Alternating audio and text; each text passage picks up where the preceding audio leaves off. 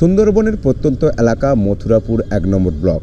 আর মথুরাপুর 1 নম্বর ব্লকে স্বাস্থ্যকেন্দ্রের সামনে ভেষজ গাছ লাগায় মথুরাপুর 1 নম্বর ব্লকের ব্লক সভাপতি।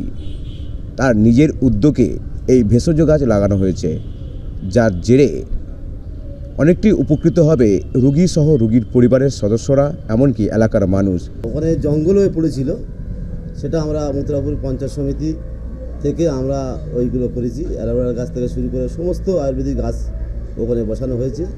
তার সাথে সাথে একটা ছোট পার্ক করে দেওয়া হয়েছে, যাতে রুগীরা হসপিটালে ভর্তি করে যাতে একটু রেস্ট নিতে পারে।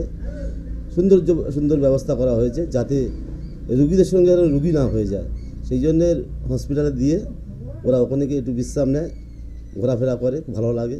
সেই উদ্যোগটা আমরা নিচ্ছি যে মধ্যে হসপিটালের মধ্যে থাকবে। যেরকম সবাই বলে যে গ্যাস বন্ধ, সেটা মধ্যে হসপিটালে পাবেন না, সব সময় পরিষ্কার থাকবে।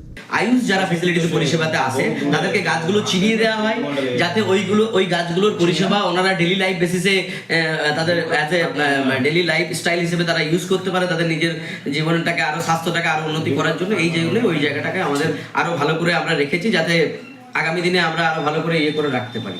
এই যে ভেষজ গাছ রয়েছে 20 রকমের ভেষজ গাছ, সেই গাছের পাতা ও ফল দিয়ে নানা রকমের ওষুধের কাজ করবে বলে জানাচ্ছে মথুরাপুর স্বাস্থ্য দপ্তরের আধিকারিকরা।